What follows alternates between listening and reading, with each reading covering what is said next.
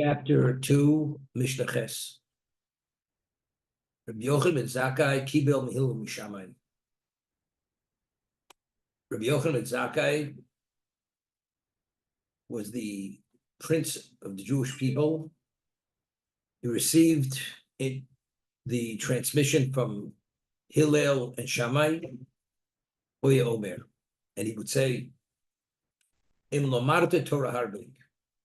If you studied an enormous amount of Torah, al ta'asik tov ba'atzmacha, you should not pride yourself that you studied enormous amount of Torah. Why should you not pride yourself? Ki lekachno tzorto, because you were created for that purpose. You know, I always say, a person works for a company, 50 years, never took a sick day, never came late, never left early. And never received a bonus. So he comes to the owner of the company and says, and also never stole from the company. And the employee comes, he says, I think I deserve a bonus. Other people, they take off sick days, they steal, they're not dedicated as I'm dedicated. I think so the owner of the company says, I want to explain you something. Bonus is only if you go beyond expectation and you bring profits to the company. But if you do what you're supposed to do, you're supposed to come up. You're not supposed to embezzle. You're not supposed to steal. That you could have stolen, you didn't steal. That's not a basis for a bonus. Because it's expected of you to be honest and not to take days off when you have the right to take the days off. If a person was created to be on this planet and every moment of his life was given to him for a purpose, and he's the beneficiary of that purpose, and that's his responsibility, do you pride yourself? Does a person pride himself that he's honest? How do you pride yourself when you're honest? If a person understands that the whole persona of a human being is only appropriate if he is honest, being dishonest is a negative. It's not a positive. That's what you're supposed to be. So if as a Jew, you're supposed to study Torah, every moment of your life has to be invested to its maximum. And especially in Torah, because Talmud Torah can look at kulam, because Torah is the mega enhancer, the mega advancer. So what are you priding yourself? Well, all my friends, they all became a bunch of criminals. I pride myself I'm not a criminal. You pride yourself you're not a criminal.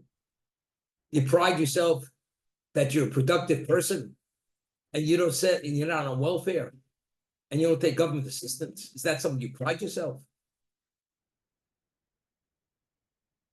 Pride is when it's considered an accomplishment.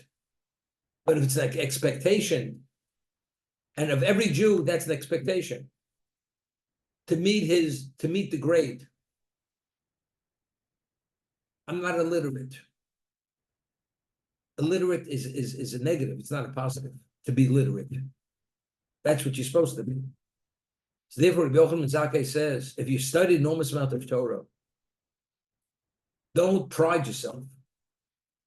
Because you were created for that purpose. Now, so if a person did study tremendous amount of Torah, invested his life properly, what are you supposed to feel? What is it? Pride. What's pride?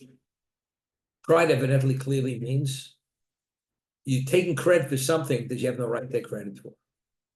That's pride. What about a person that feels privileged? He feels fortunate.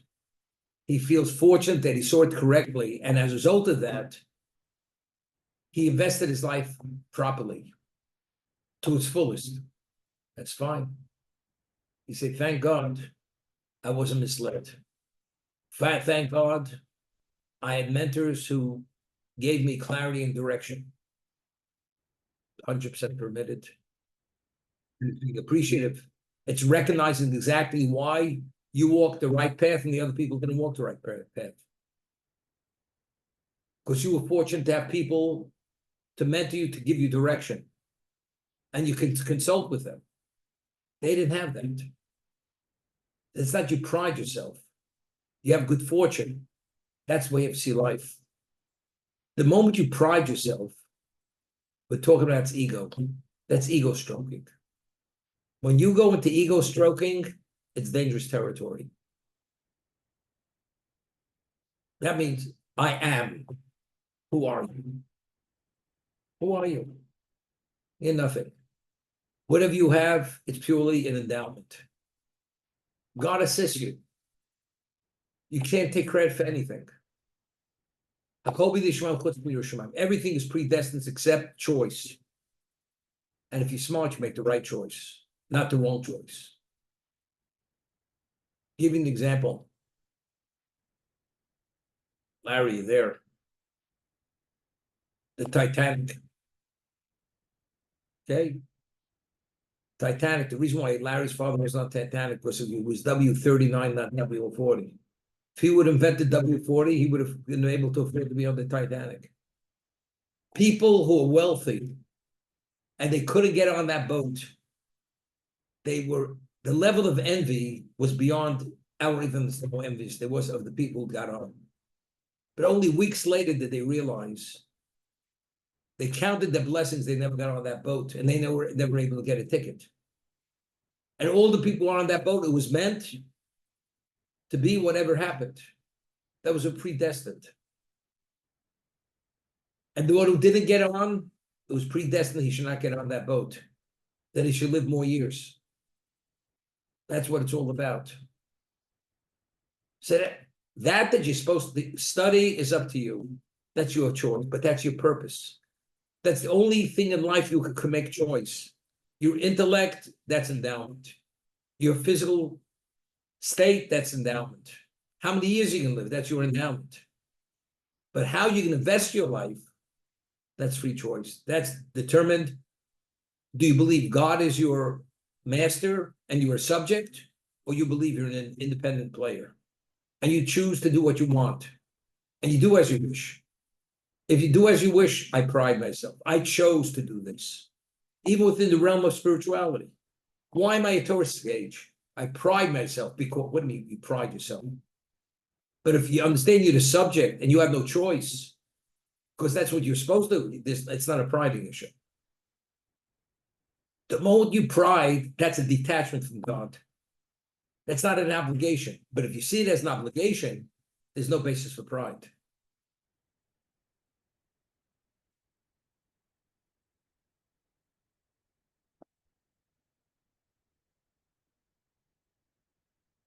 I pride myself that I eat three square meals a day. You know, I pride myself that I breathe so many breaths every minute. And I allow my eyes to blink so many times per minute. I pride myself, I get out of bed in the morning. And I live a responsible life. That's not pride myself. That's what a responsible human being is supposed to be. That's what a human being is supposed to be.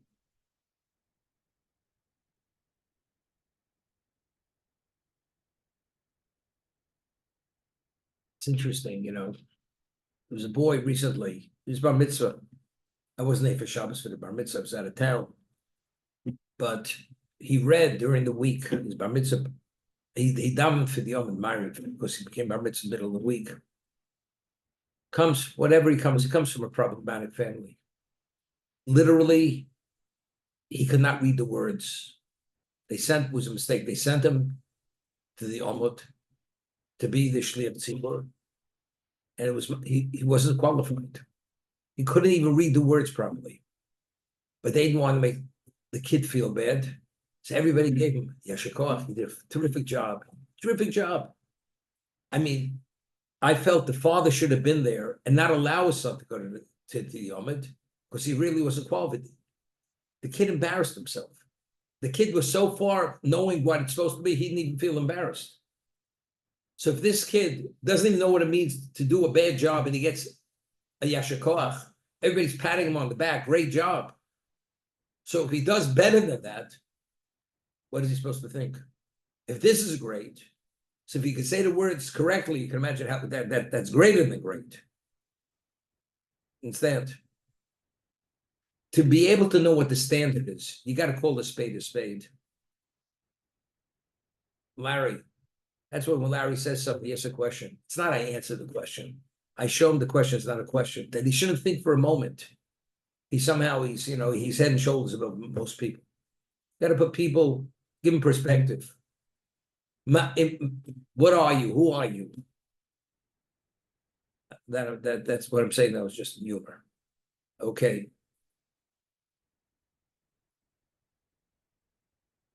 Point. He's a real estate mogul. Tremendously successful. And because he's so successful, he makes a mistake. And he goes out on a limb because he believes. And at the beginning of his career, he wouldn't have made this mistake. Because he does his due diligence to the nth degree. But afterwards, he feels he could take this chance. And when he takes that chance, which turned out to be irresponsible, it took him down totally. His whole empire collapsed. So what happens? The next guy comes, picks up the pieces, buys the real estate from the bank at less than the market value, and he builds an empire. Also, and it's a cycle. This person reaches the pinnacle of his success, the mistake that he wouldn't have made initially. All of a sudden now, his ego got caught up with him. And he misses a point, and missing that point he shouldn't have missed. It was only his ego blinded him. Again, that's the basis for the collapse of his empire. Everything goes to pieces. Another guy comes and picks up the pieces. And that's history. It's a vicious cycle. Ultimately, ego gets caught up, catches up with most people. Because the moment they succeed beyond most people's expectations, and everybody praises them, and he's written up in the Wall Street Journal, and in all the financial magazines, and he's discussed, and he's invited to come to lecture at universities, business schools. He's the expert. And he doesn't have the humility. Automatically, that lack of humility takes him off the cliff. It's interesting. I'm not coming here to praise Warren Buffett, but I think what I've read a little bit about the man, he's a pretty, relatively speaking, in terms of his success, he's a pretty humble guy. He didn't get caught up with his glory. He always had his eye focused on what a good deal is, what a not a good deal is. Maybe because he had people around him who really were very responsible and critically analytical, and he would criticize them if they weren't, and he knew what was at stake. And if you wanted to be associated with him, you had to run a tight ship. Otherwise, you wouldn't last there. I'm not sure if I'm right, but that's my sense of Warren Buffett. Other people, whippersnappers. They make themselves $50 million. They can't hold up a candle to these other people, but they get carried away. They get themselves the mansion, they have the parties, and they get themselves the boat, and they get themselves the car, and they get themselves the vacation, and then the guy drowns on vacation somewhere, or he's eaten on the safari, he's eaten up by a hyena on the safari because he fell out of the Land Rover into the mud. So the hyena chewed him up. I don't know if he spit him out, but he chewed him up. First, from the children of the poor, that's where Torah emanates. What does this mean? So the commentators explain it like this. A person's father is a great Torah sage, great rabbi, great Torah scholar. When he goes to study, he enters into the system on his father's laurels. So he doesn't give it his best. He's already riding the wave. And because he's riding the wave, first he doesn't give it his best. Because he's the son of who knows what, of this great Torah scholar. The one who comes in, his father's an ordinary man. They wouldn't look at him because he has nothing to show for himself. So unless he proves himself to be who he is, so who puts his shoulder to the wheel? Who goes and is fully immersed and dedicated to try to succeed? The one who doesn't have that, though he is not riding any waves. He has to create his own momentum. Therefore, the Torah, where does Torah emanate? From the person whose father is not a Torah sage. Because that other person, he doesn't rely on himself, he's relying on others, on his father. If that's the case, you're not worthy and you don't develop as you should develop because you're relying on something which is not really yours. There's no, the Alt of Slabotka, Rabbi Nosson Tzvi Finkel, who mentored all the Torah sage leaders in the earlier part of the 20th century.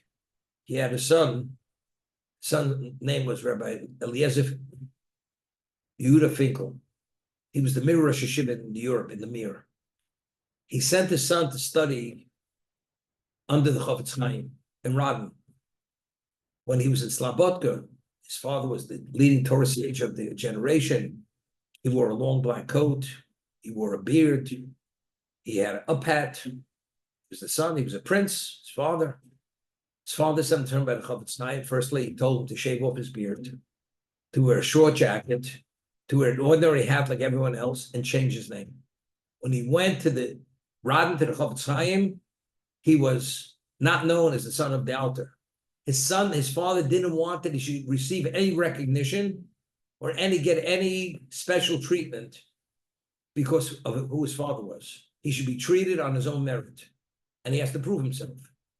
And only as a result of that did he apply himself, because he was only going to succeed to the degree that he actually, which he took the initiative on his own.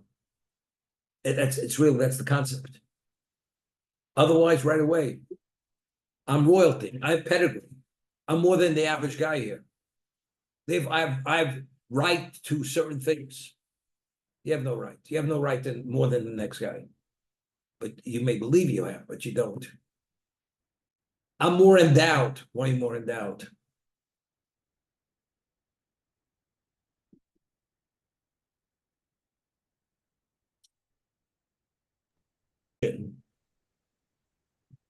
Pedigree, Larry, pedigree is like zeros. It depends where you put the one. If you put the one before the zeros, it's worth a fortune. If it's only zeros, there's no one, it's a bunch of zeros. That's what it's about. Famous word from Rav Kalatsky. There's a famous story cited in Shulchan Aruch that the Chazan, or the Shlich Tzibur, who qualifies, who's the most qualified to daven or Rosh Hashanah Kippur to represent the congregation, he should be 30 years old, he should be married, he should have children, he should be a Talmid Chacham. Why? Because he prays differently.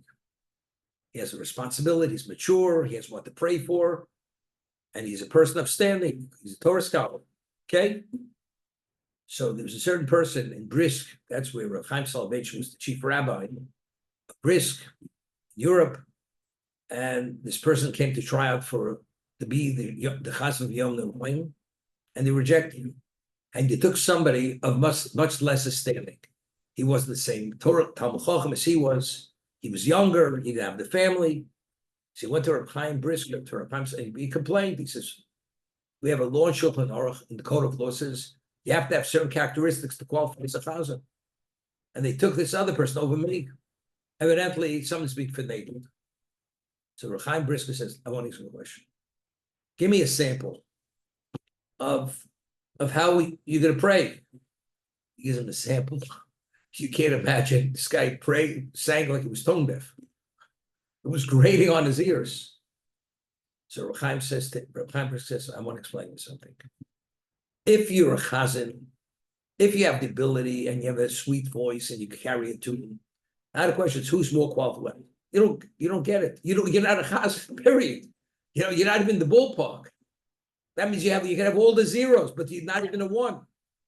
So regarding chazan, you're multiple zeros. This other guy, he might not have as many zeros, but at least he's a one.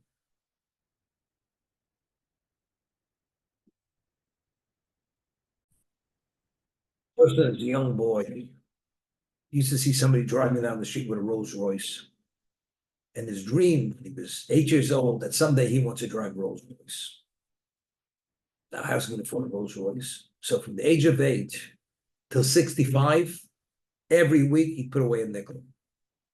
He put away $1, put away $1. Finally, at the age of 63, he had enough money to buy a Rolls Royce, whatever the cost was.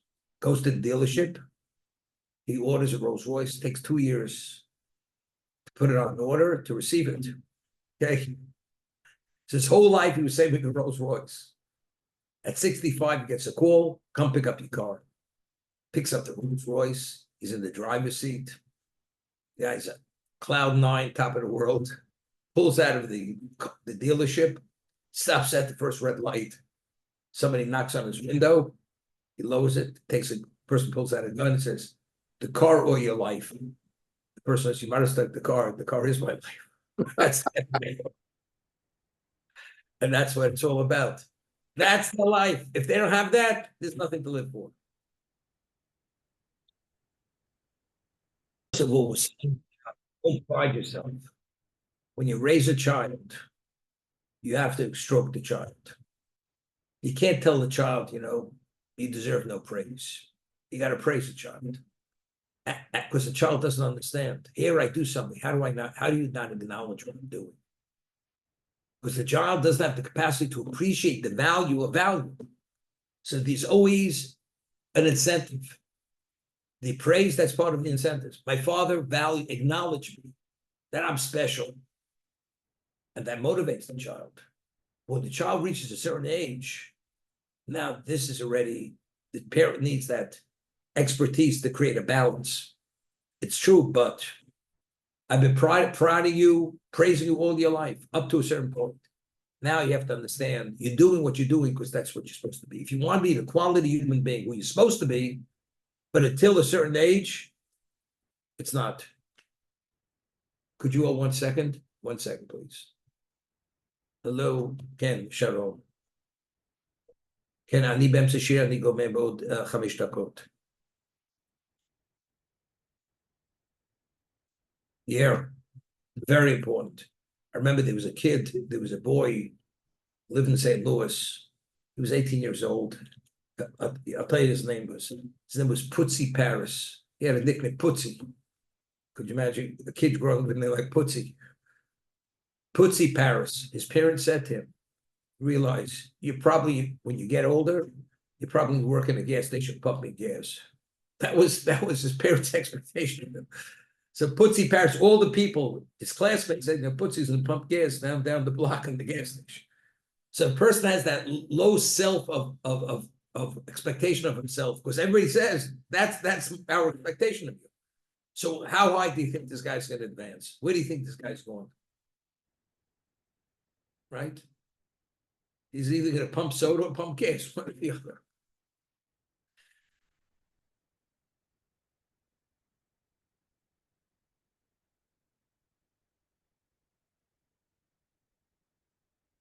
Remember, when I was a kid, it's been a while ago. So I had a teacher, it was a third grade teacher. We studied Ivrit Beavers. We went to school. This is 1954, third grade, 1954. And the teacher, the Hebrew teacher, had 4 rows. They had Aleph, Beis, Gimel, Dalet. On the same day, you could be an Aleph, the first row, which meant you were a good student, and you can be demoted to the 4th row. And his method of teaching was embarrassing the kids. He would embarrass you. If you didn't have the answer, I remember there was a kid, he was heavy, he used to say, truck driver. You're a truck driver. Another kid, these are kids that 8, 9-year-old kids, you have a mosquito brain. He used to call it, this is what he should say to the kids, mosquito brain. My brother till today curses this teacher in his grave for what he did to him when he was in 3rd grade by him. He traumatized him. My brother used to hide at home, not to go to school. He used to have stomach aches. This guy, actually, he traumatized him. What kind of teacher is this? He tells you that you're a truck driver, you're this. How do you handle it? An adult couldn't handle it. So an 8-year-old child can handle it. You know, we're talking about verbal abuse and beyond. Okay, Larry, any other comments? Shmuel, We're still recording, Rabbi. it's okay.